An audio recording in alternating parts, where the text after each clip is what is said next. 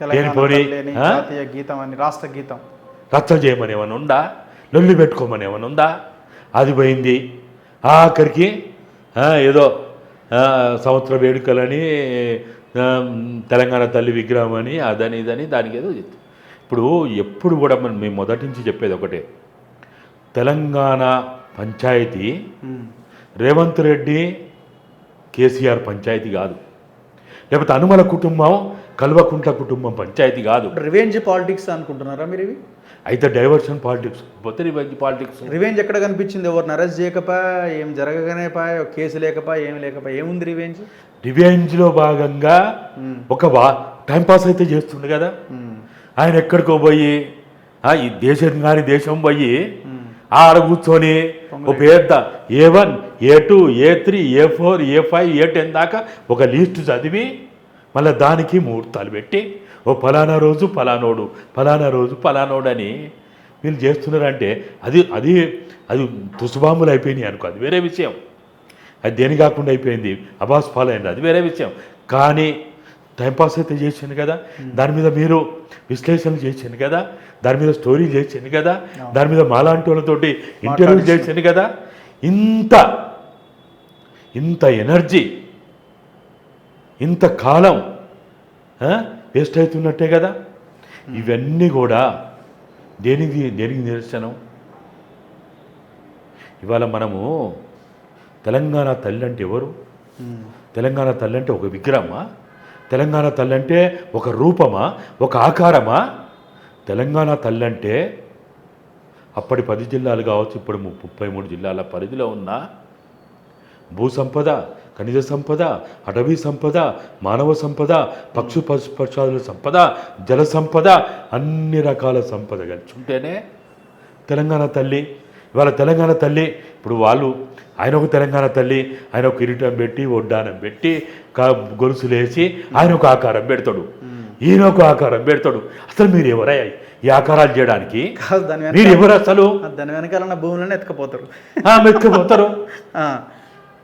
తెలంగాణ తల్లి అంటే ఇవాళ నాకు కనపడే నా తెలంగాణ తల్లి ఏంటిది? నాకు నా జన్మనిచ్చిన తల్లి పురుడు పోసి రక్తస్రావం చేసి నవమాసాలు మోసిన నా తల్లి నాకెంత గొప్పదో.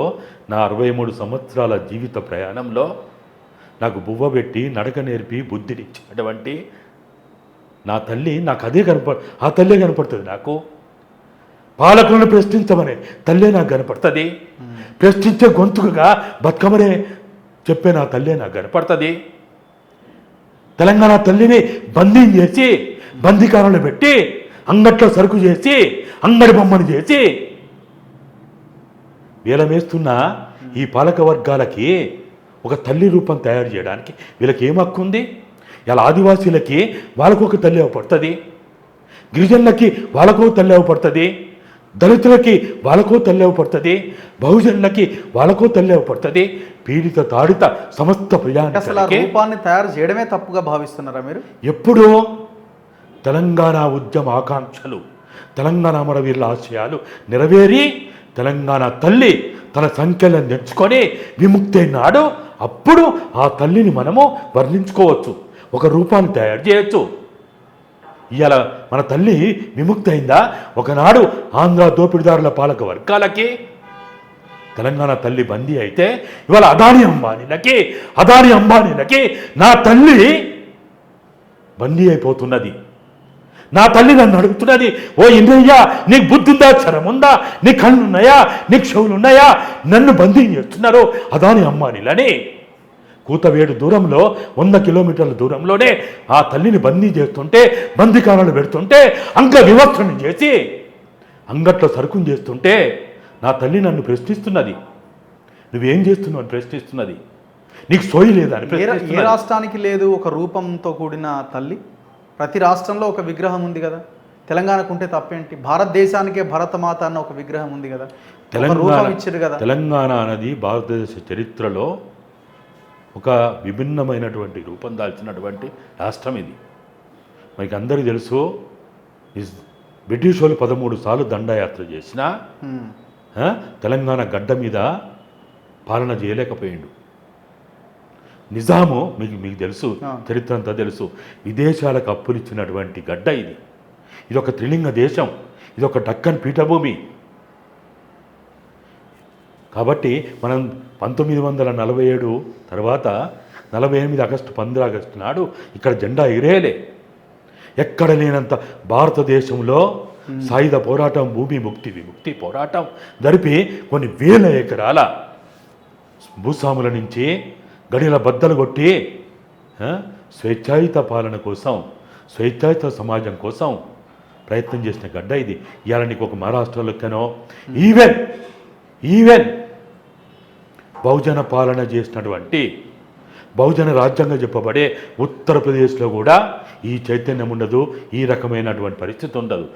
ఇక్కడ దొరల గడిల బద్దలు కొట్టిన ప్రాంతం ఇది. భూస్వాములని ఊర్లలోంచి తెల్లగొట్టిన గడ్డ ఇది. చైతన్యానికి ఇవాళ మీకు అందరికీ చరిత్ర తెలుసు. నూతన రాష్ట్రాల కొత్త రాష్ట్రాల ఏర్పాటు ఉద్యమం ఎక్కడ మొదలైంది? ఉత్తరాఖండ్లో మొదలైందా? జార్ఖండ్లో మొదలైందా? విదర్భలో మొదలైందా? లేకపోతే రాష్ట్రాలు ఏర్పడ్డా? ఈవెన్ కాదు, అలే కదా, ఒక ఎమోషన్ కదా. తెలంగాణ తల్లి అన్న లేకపోతే ఏ రాష్ట్రానికి చెందిన ఆ విగ్రహం అయినా కూడా ఒక ఎమోషన్ అది. సో ఆ ఎమోషన్ని కొంత ప్రజలు చైతన్యం అవ్వడానికో లేకపోతే ఒక భావన కలగడానికి ఉపయోగపడుతుంది కదా, అవ్వడానికి అవకాశం లేదు. కాదంటలేము, కానీ ఎప్పుడు అది తెలంగాణ తల్లి నిజమైనటువంటి ఒక రూపం, అదొక జీవం కలిగినటువంటి ఒక రూపంగా ఉండాలి. విగ్రహం ఉండొద్దు, జీవం లేకుండా ఏదో 4 కూడల కాడ చౌరస్తాలో పెట్టడానికి కాదు విగ్రహం అంటే. విగ్రహం అంటే ఒక జీవం కలిగినటువంటి ఒక రూపంగా మనకు అవపడాలి. ఇప్పుడు ఏది కనబడలేదా మీకు? కొత్తది పాతది ఏమున్నదాడా? ఇప్పుడు అందరూ అంటున్నారు కదా, మా అమ్మని చూసుకున్నట్టే ఉంది, మా తల్లిని చూసుకున్నట్టే ఉంది, అందరు ఎవరు దాన్ని రకరకాలుగా వర్ణిస్తున్నారు కదా. అందరు ఎవరు అంటారు? ఎవరో ఇప్పుడు నాకు మాట్లాడే అవకాశం ఉంది, నేనంటే అందరూ అన్నట్ట ఆదివాసీ గూడాలకు పోదాం. తెలంగాణ ప్రాంతంలో దాదాపుగా 12 నుంచి 15% వరకు ఆదివాసీ ప్రాంతం ఉంటుంది. భూభాగం అనుకోండి, జనాభా తక్కువ ఉన్న భూభాగం ఉన్నది. అక్కడ పోదాం, మేమిద్దరం కలిసి పోదాం.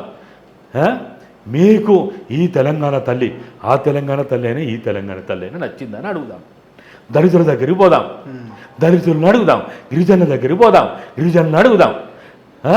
వాళ్ళు కనుక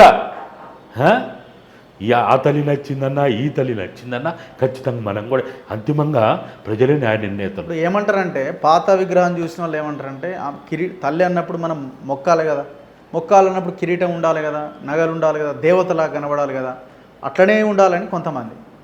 లేదు తల్లి అనగానే మన అమ్మని చూసుకున్నట్టు ఉండాలి, ఒక కార్మికురాలో కర్షకురాలో వ్యవసాయ కూలీని చూసినట్టుగా మన అమ్మ పని చేసినట్టుగా అక్కడ కనబడాలి అని ఇంకొంతమంది అంటున్నారు. ఎవరి వాదన వాళ్ళది. అంటే మనం మొత్తంగా చూసినప్పుడు కాళీమాత అంటాం, దుర్గామాత అంటాం, లేకపోతే పోషమ్మ, మైసమ్మ, ఎల్లమ్మ, ఇంకా అనేక మంది ఏదైతే మనం చిన్న గుళ్ళు కట్టుకొని గ్రామ దేవతలుగా ఉన్నటువంటి వాళ్ళు వేరు. తెలంగాణ తల్లి అనేది ఒక కులానికి ఒక మతానికి సంబంధించింది కాదు.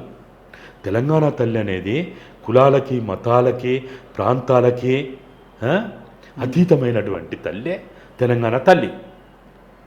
ఇప్పుడు ఒక భరతమాతలో ఒక రాష్ట్రమో ఒక భాషనో ప్రస్ఫుటించేటువంటి లక్షణాలు కనపడితే ఏమంటాం మనం?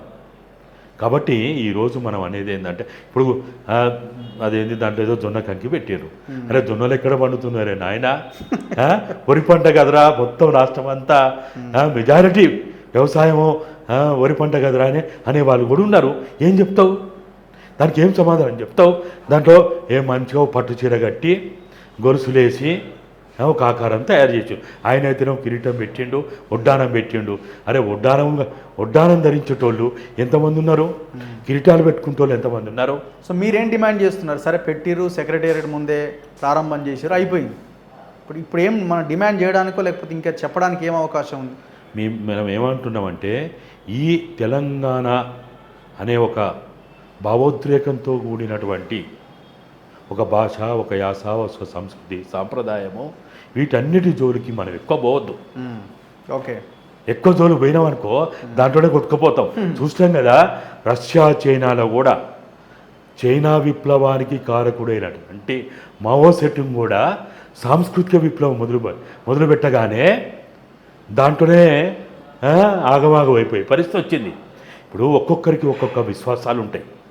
మీకు ఒక విశ్వాసం ఉంటుంది, నాకు ఒక విశ్వాసం ఉంటుంది. ఇప్పుడు నేను చెప్తున్నా కదా, నాకు కనపడే నా తెలంగాణ తల్లి నాకు ఒక రూపంలో పడుతుంది, ఒక ఆకారంలో పడుతుంది, ఒక చైతన్యానికి ప్రతీకగా ఉంటుంది, ప్రశ్నించే గొంతుకగా ఉద్యమ పోరాటాలకి కారకునిగా చేస్తున్న ఆ తల్లి నేను అట్టే చూసుకుంటా. నువ్వు చూసుకున్నట్టే చూడమంటే నేను ఎందుకు చూసుకుంటా? కాబట్టి వాటి జోలుకు పోవద్దు. ఇప్పుడు వాటి జోలుకు పోకుండా తెలంగాణ 180% ఉండబడినటువంటి ఆ ప్రజల సమస్యలు ఏంటి, ఆ సమస్యల పరిష్కారానికి మనం ఏం చేయగలుగుతాం,